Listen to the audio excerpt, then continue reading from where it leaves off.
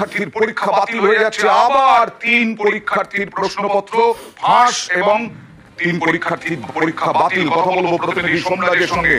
সোমরাজ, কি খবর, কোথাকার খবর, কি হলো ঘটনাটা আবার? দেখো, এবার যে অভিযোগটা সেটা হচ্ছে আরো গুরুতর অভিযোগ। প্রশ্নপত্রে যে কোড আছে সেই কোডের ছবি ব্লার করে দেওয়ার চেষ্টা করেন তিনজন। একটা পশ্চিম বর্ধমানে, একটা হুগলিতে, একটা 24 পরগনা নর্থে একটা। সো টোটাল 9টা মোবাইল হলে পরীক্ষা চলাকালীন ধরা পড়েছে। উত্তর দিনাজপুরে একজন ফেক ক্যান্ডিডেট ধরা পড়েছে, বোধহয় বোনের জায়গায় দিদি পরীক্ষা দিচ্ছিল, এরকম কোনো ঘটনা। সো টোটাল আপনারা যদি দেখেন তাহলে 9 জন ক্যান্ডিডেট যারা মোবাইল নিয়ে ধরা পড়েছেন হলে পরীক্ষা চলাকালীন, তাদের পরীক্ষা আমরা ক্যান্সেল করেছি। তার মেজর কারণ হচ্ছে যে আপনারা মনে রাখবেন যে যবে থেকে টেস্ট পেপার বেরিয়েছে তবে থেকে আমরা ক্যাম্পেইন করছি যে কোন জিনিস নিয়ে ঢোকা যাবে না, কোন জিনিস আনা যাবে না, আনলে ক্যান্সেল হবে পরীক্ষা। তারপরে আমরা প্রতিটা স্কুলে যখন অ্যাডমিট কার্ড বিতরণ হয়েছে, রাজ্যের সব স্কুলে 9,500 প্রায় স্কুলে আমরা পোস্টারিং করেছি, সেলফ অ্যাডহেসিভ পোস্টার ছিল, পরীক্ষা হলের পরীক্ষা কেন্দ্রের বাইরে থাকে।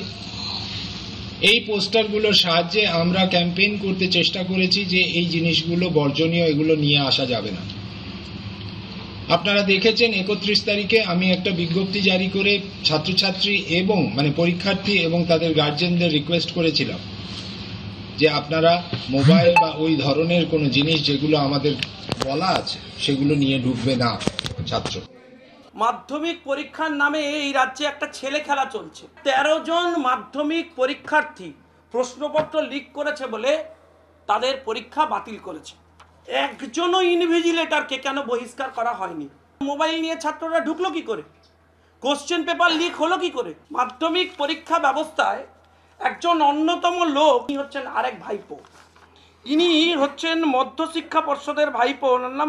প্রতিটা এভিডেন্স আমাদের কাছে আছে এবং সেই এভিডেন্সের বলে আমরা যে কোনো ইনভেস্টিগেশন ফেস করতে রাজি আছি। আমি দেখতে চাই কে বা কারা আমাদেরকে ইনভেস্টিগেট করে প্রমাণ করতে পারে। আমি দেখতে চাই যে এই ইনভেস্টিগেশনের ফল কি হয় এবং আমি দেখতে চাই যে যারা এই ধরনের নাশকতামূলক কাজ করে তাদেরকে আমরা কিভাবে আটকাবো, তাদেরকে কিভাবে কেউ বাঁচাতে পারে। দেখো, বহু সংখ্যক ছাত্রছাত্রী স্টুডেন্টদের বক্তব্য যে তারা ভালো পরীক্ষা দিয়েছে, কিছু সংখ্যক ছাত্রছাত্রী তারা তো প্রশ্ন ফাঁস করেছে, তাহলে কি সকলকে পাশ করে দেওয়া হবে? এবং তার সাথে অভিভাবকদের যেটা বক্তব্য, দেখো কিছু অভিভাবকদের যে যারা ভালো পরীক্ষা দিচ্ছে বা যে সমস্ত ছাত্রছাত্রীরা প্রশ্ন ফাঁস করছে তাদের তো পরীক্ষা বন্ধ হয়ে যাচ্ছে, কিন্তু প্রশ্ন তো ফাঁস হয়ে যাচ্ছে, পরীক্ষা পরে বন্ধ করে দিচ্ছে, তাদের পরে চিহ্নিত করে সাসপেন্ড করে দিচ্ছে, তবে তার আগে তো কোশ্চেন ফাঁস হয়ে যাচ্ছে। তাহলে কি এবছর ভালো নাম্বার দেওয়া হবে? দেখো, প্রথম আমি তোমাদের একটা কথা বলে দিই, তোমাদের কিন্তু আগামীতে রয়েছে অঙ্ক পরীক্ষা, ম্যাথ পরীক্ষা। দেখো, ম্যাথ পরীক্ষা কিন্তু ধাপে ধাপে নাম্বার পাওয়া যায়, তো ম্যাথে কিন্তু সোজা কোশ্চেন আসবে এবছর, এটা ধরা যায়। দেখো, এখনো তোমাদের কিন্তু 3টে পরীক্ষা রয়েছে, অঙ্ক, জীবনবিজ্ঞান এবং ভৌতবিজ্ঞান। এই পরীক্ষাগুলোতেও কি প্রশ্ন ফাঁস হবে?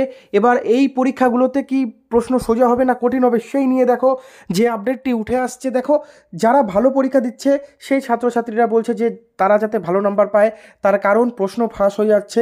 এই যে প্রশ্ন ফাঁস হচ্ছে পরবর্তীকালে ধরা হচ্ছে, কিন্তু প্রশ্ন তো অরিজিনালি ফাঁস হয়ে যাচ্ছে। দেখো, মধ্যশিক্ষা পর্ষদের সভাপতি তিনি বলছে এগুলো চক্রান্ত হচ্ছে, তবে যাই হোক প্রশ্ন তো ফাঁস হয়েই যাচ্ছে। এবং তোমাদেরও কিন্তু বারবার বলা হচ্ছে ইলেকট্রনিক্স জিনিস, ইলেকট্রনিক্স ঘড়ি, মোবাইল এই সমস্ত নিয়ে পরীক্ষা কেন্দ্রে না ঢুকতে, তাহলে কিন্তু উদ্ধার হলে তোমাদের পরীক্ষা কিন্তু বাতিল হয়ে যাবে। এবং তার সাথে দেখো আগামী পরীক্ষাগুলোর প্রশ্ন কিন্তু সোজাই হবে এমনই মনে করা হচ্ছে। তার সাথে আরও একটি কথা, খাতা কিন্তু কেউ ফাঁকা রেখে আসবে না, লিখে আসবে। ভিডিওটি প্রচুর পরিমাণে বন্ধুদের সাথে শেয়ার করো। সকলকে গুড লাক।